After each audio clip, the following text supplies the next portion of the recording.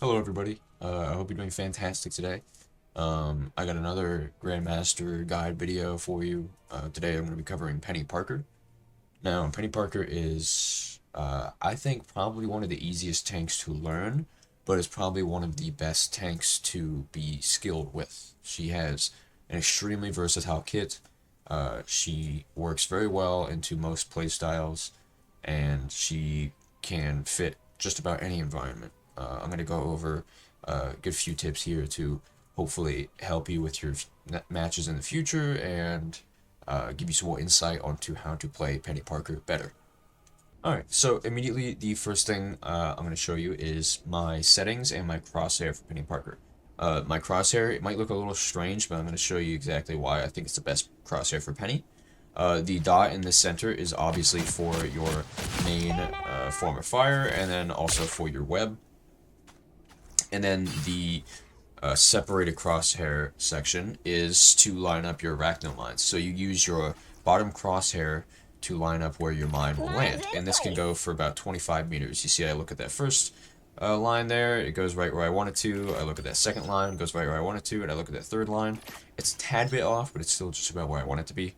This works, on the ground. It works in front of you. If you're trying to place it on a wall, it gives you a pretty good idea of where you're trying to place something.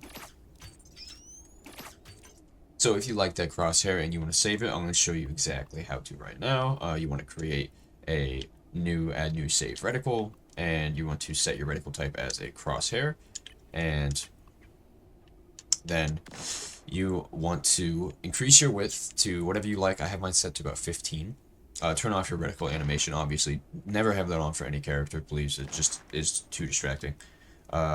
Don't change anything to do with opacity or the outline width. No blur, I hate blur. Center gap, set it to 90, which seems like a lot, but it works, trust me. And then you want your crosshair length to be about 18 or just about whatever you like it to be. You can make it even longer if you, prefer to have a little bit more distance, but I wouldn't set it over 25. No crosshair angle, and then for your color, I like to keep mine white because it's the least distracting for me. However, if you are to change your color on your crosshair, I would suggest changing it to this teal just by turning your red all the way down or most of the way down, because that teal is apparently, from everything I've heard, it's the fastest.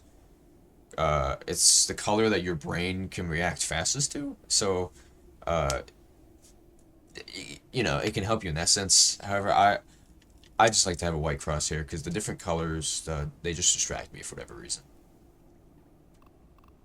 Here comes trouble. Alright, now that I've gone over the crosshair settings, I'm going to give you just my overall settings for Penny Parker. I keep my sensitivities at 250.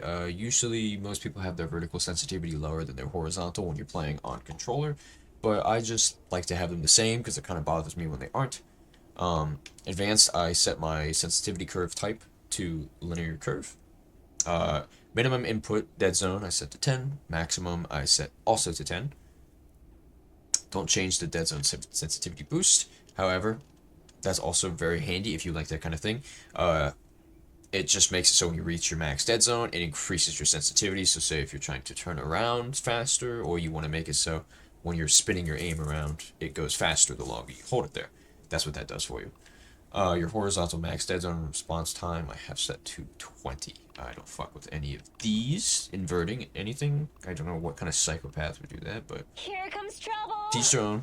Keep the aim assist at 50, aim assist strength at 100, and aim assist ease in I set to 100 for Penny because of how she works. She kind of isn't dependent on being the most accurate. Now for her character specific, I do not have hold the wall crawl on. That's your choice if you prefer that. I just don't like that for Penny. Targeting sensitivity of cyber bond. This is really important. I have mine set very, very low. I have mine set to 25. I'll show you exactly why. And then also allied health bars. have them set on for every character just because that gives you more information. It helps you. But targeting sensitivity of cyber bond. So what is your cyber bond? Cyber bond on your Xbox is your B button. It's where you shoot a web strand out in front of you to connect to the ground and launch or pull yourself forwards. However, you can also connect to a web you have previously placed. Now, with your cyber bond, that setting being lower, it makes it so it does not snap your aim for the web strand onto the web from too far away. Because I'm gonna be honest, I almost never use this ability. I would rather just web strand to a piece of land that I don't already have webbed, because then you increase your web radius and you can use that to your advantage.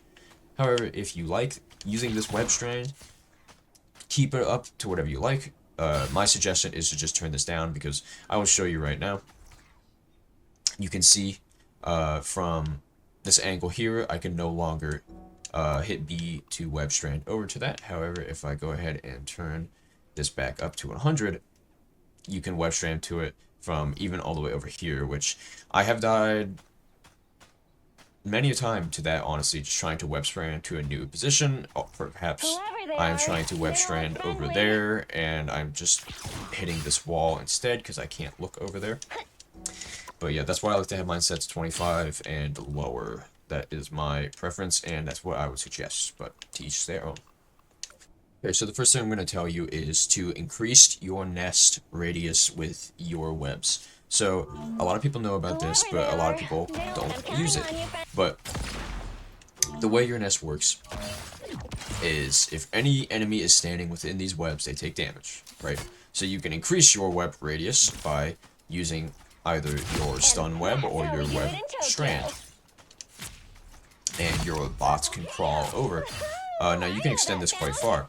And I know this is a known fact, a known thing in the game, and I'm sure a lot of you are like, come on man, like, we know about that, but I don't see a lot of people use it, when you really should be, because, like, that's insane, you know? That's pretty crazy. So, I would suggest setting up your nests in positions that are harder for enemies to reach, so you can really use this to your advantage. And keep in mind with your nests, they don't need to be on the same level as you to give you coverage. They can be on a higher plane than you, they can be on a lower plane than you, and they will still give you coverage. Just like that. And you can, once again, you know, use this to your advantage to increase your radius even more so. So the next tip I have for you is, once again, something I don't see a lot of Penny players utilize. So when you place a mine, it is perfectly visible to the enemy team. It's still hard to see, but they can also see it if they are looking for it, which most good players will be looking for their mines when they know you are playing Penny.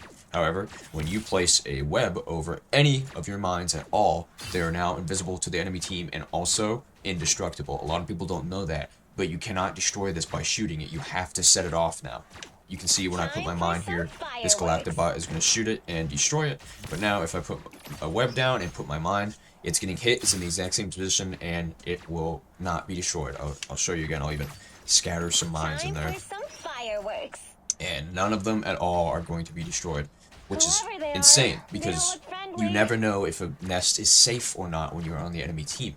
So utilize this however you can. Alright, so my next tip for you is kind of a stalling move, something you're going to use to make yourself a harder target to hit to hopefully survive longer, whether you're contesting or waiting for your healers to come back. Whatever the situation is, it is going to use her cyber bond, and the way it works is when you shoot your cyber bond up onto a higher position, it pulls you to that position. But, however, if you leave your cyber bond attached, it will continue to pull you back if it is high enough off the ground that the web begins to hit this yellow when you are at just standing on the ground level. Now, I'm going to be fully honest with you, it's buggy and works sometimes, and other times not. So you can see how inconsistent it is. Like right now, I'm at 18, 19, about to reach 20, and it still hasn't pulled me back. You kind of... For it to work, the best way for it to work is for you to not move your left stick whenever you want to get pulled back. So walk, you know, do whatever walking you have to, and stop moving whenever you want to get pulled back with your mobility. You can still move your camera around, but this is great to use for when you are fighting anybody, especially those with projectile attacks, like Doctor Strange, like anybody with that that's not a hit scan is going to have a hard time hitting you in these situations. And you can even utilize your nest to make yourself even more threatening because, oh, like, you know, you have to deal with me flying around up and down constantly, and you have to deal with my nest underneath me. Okay, so my next tip for you is having to do with Penny's nest and the way the recall works based off its HP. So, with its HP lowering, it raises your cooldown timer on it. So, as I'm sure you know, if you recall it when it's at full health, you have no cooldown, you can place it again immediately. However, if you recall it when it has any damage, it increases your cooldown timer. Now, while that sounds bad, you should do it. You should try to pay attention to your Penny Nest health so you can recall it before it completely destroys, because I'm going to show you when it completely destroys. So as you just saw there, I let it get to probably 1/8 the health that it normally had, and then I recalled it, and it was then a 13-second cooldown. However, when it gets fully destroyed, it's a 15-second cooldown. And while that's not an insane difference, that 2 seconds can make or break games, especially if you are really grinding for those higher ranks. Now, this applies to no matter what percentage of health it has. So, while it's going to get destroyed immediately here, or sorry, not immediately, but it's going to get destroyed within a couple more hits, I will have it at a 15-second cooldown. And then I will let it take just a few hits, and then recall it, and it's only a 3-second cooldown. So the health directly affects the cooldown timer, so if you can recall it before it completely breaks, you can get it back sooner than rather just letting it be destroyed. Okay, so next I'm going to talk to you about her stun ability, the Cyber Web Snare. When is it the correct time to use it? Pretty much all the time. It only has a 3-second cooldown, so I would suggest using it a lot, but try and pay attention to your enemy's team and pay attention to who they have, their ultimate cooldowns, and when you presume that they're ready. So it's a CC, it's a stun, and most characters in this game can be stunned out of their ultimates during the startup. Meaning, with Penny Parker, you can stun just about most characters with her CC. So, try and keep in mind the enemy cooldowns and if they're close to their ultimates or not. So you can, instead of spamming it, hold it so you can maybe stop that Doctor Strange from getting his ult off, or stop the Star-Lord during his startup and just kill him. So, I would suggest holding it for those reasons. However, when you are not worried about canceling an ultimate, I would use it constantly on the main aggressor of the enemy team. Like I said, the main aggressor. So usually that's going to be a tank, like Thor, but sometimes it's not. Sometimes it's like a Black Panther or a Magic. So I would suggest saving your CC for those characters because of it just interrupts their flow and makes them such an easier target. When they're pushing into you and being aggressive that way, they are getting out of the line of sight of their healers, meaning that they are trapped within your team. That stun, even if it's a second, less than a second, it still can make a huge difference. It can still ruin any kind of chain they had. It can mess up if they're in the middle of a combo, like a Black Panther's in the middle of a dash. It can just interrupt his damage, and he has like a 7-second cooldown now because you interrupted it. If it's a Thor, you can keep CCing him so he has to run away or die and has no other choice. If it's a character that relies on their shields, like Magneto or Doctor Strange, they can't hold up their shields now. So, like I said, I suggest spamming it on those aggressors or on any kind of flanking characters that are going for your healers or messing up your backline. Now, when you are defending and using your web snare, if you can, combo it with your arachno mines. So, instead of snaring and throwing mines after the fact, when you are attacking an enemy, throw your mines down preemptively, and then snare, and then the mines will go off in the middle of the snare, so they cannot block or get out of the way. That was a bad example. But I'm going to throw my snare at this Galactobot, stun them, and then the mine goes off, because it takes a second to go off after landing on the ground. Throw it, stun, goes off, and they can't really get away from it in any way at all. And if you are not using your mines in an aggressive manner when you're attacking, you're just playing Penny Parker wrong, because her mines have an extremely fast cooldown and she can hold up to 4, but you never want to max out and be wasting time when you could be placing mines. So every second you should be placing mines. I suggest holding 1 or 2, but never let yourself get to 4 when you're actually fighting. Even if you aren't fighting, you should be preparing and placing down more mines on the objective or on a flank spot or where the enemy's coming from, because once again, you can hide mines in webs and they are indestructible. So even if you're just covering the objective in these, that makes it so much more difficult for the enemy team to utilize their positioning, and they have to think about where they're stepping and being careful of bait and switching your mines when you don't have to worry about it. You can just be all over them. Okay, so next up, I'm going to show you some tips on maps and some movement and placement tips for your mines and nests. So immediately, I'm going to tell you that Penny Parker is usually great at defending on maps, on convoy maps, but usually only for the first point. So once the enemy team kind of starts to get momentum, it can be really hard to catch back up as Penny Parker and get that time to reset yourself. So usually when you lose a first position as Penny Parker, unless she's really working, I suggest switching off to a different defensive character or switching up your strategy entirely. Now, my first tip for you is kind of a speed tech here, because Penny has a passive that is not actually listed in her abilities, but it's that she moves faster when she is standing in any form of her webs than opposed to just walking on the ground. So, when you are moving to an objective, you should always be using your webs, your stun web, your web strand, and your penny nest. So I'm going to show you exactly how that should look. This is the exact same movement path to the first objective, but this is me without using any kind of nests or my webs whatsoever. You can drastically see the speed difference, and as I'm sure you guys know, those seconds can really count, especially when you're trying to get that last second overtime touch. So, like I said, this first point is great for defending as Penny Parker. However, everything past this point is a little bit more difficult to come back as with Penny Parker. However, this map is one of the better maps for her. Now, I like to put my nest in either this position here or this position here. So what's great about having it over here or even at this lower position is that it's so difficult for the enemies coming from this way to get around you and destroy it. Meanwhile, you can increase its radius into their push zone, just like this. And with this map, these big sticky venom goo things can move around and block off the enemies. And this is great because you can really utilize this to give your spider arachnomines kind of a little secret path.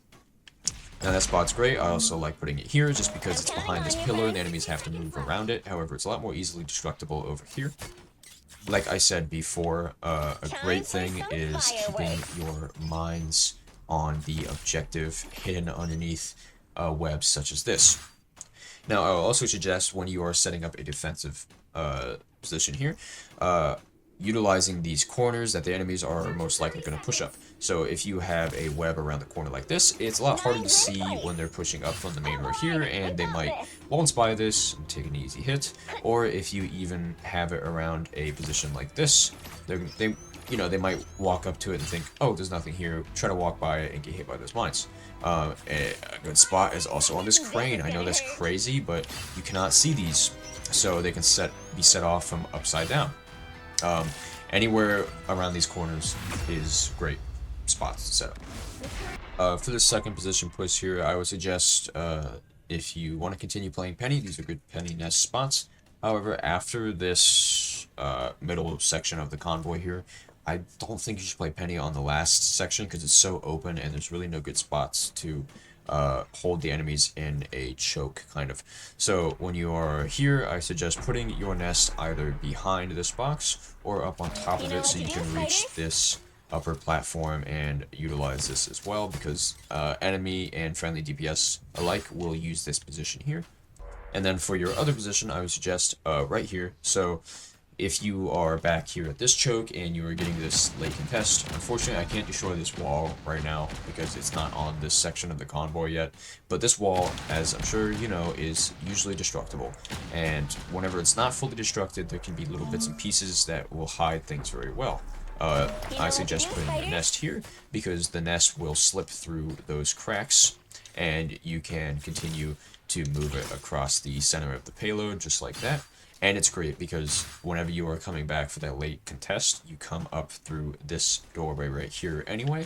So you can just easily run up, you know, place that, come around this corner and get into the fight, throw your nest down, and throw any mines that you need to down. So, like I was saying, here's some gameplay clips.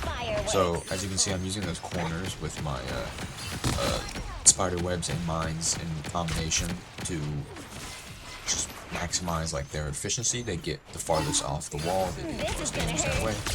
I am stunning the aggressors, I'm stunning tanks when they get up in my face. I'm trying to stun characters or enemies that are near my mines, and you can see I have the mine in that little spot I told you about earlier.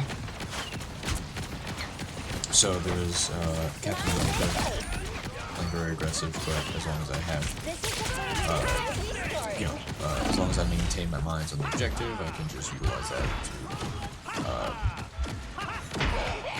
play more defensively and offensively at the same time. I got a little hairy there, so I had to use a web strand to get away. But and I've got one more game as well. It's the same match. But it just goes to show you how you should be using her. I wish I had the crosshair on this. It's because I was on my alt account. I was hoping on my corner. But I wish I did so I could show you what I was talking about. But like I said, just constantly CCing aggressors or whoever is, you know, currently a threat to you. You can see I'm trying to connect my webs here over the little venom bridge gap thing like I told you I'd do. And then just focusing on aggressors, especially Cap. Cap is a big target because he can really disrupt your backline. I'm constantly trying to make sure that I'm tossing out mines and not letting my cooldown reach 4. Stun that Mr. Fantastic as he set off those mines there. And yeah, just maintaining aggression while being one of the best defensive tanks at the exact same time. But yeah, anyway, that's actually all that I'm going to have for you today. I was going to originally show all the maps that I think Penny is good on. However, for the sake of time in this video, I decided against it. But if that's something you really want to see, even if you think it's just you that wants to see it, I don't care. Leave me a comment and I can make a video on that showing you. But yeah, if you have any other questions or just want to say anything or want to suggest a new video in the future, feel free to leave a comment. If you enjoyed this video, like and subscribe. If not, it's no worries. I appreciate your views so much. I hope you're excited for The Thing and Human Torch. I can't wait for The Thing. He, as a tank main, he looks like so much fun to play. Even though he's only a 1 difficulty tank, 1-star difficulty, I don't care. He looks like a blast. The Human Torch and the Storm ultimate combo looks crazy busted. I think Human Torch is going to get banned every single ranked match, but we'll just see when they come out fully. If you want to see any kind of videos on those, let me know. I hope you're enjoying Marvel Rivals, and I hope you're having a wonderful day. That's all. Bye. Thank you. And Gandalf wanted to say it. Just I normally let him say goodbye, but he wasn't. Bye.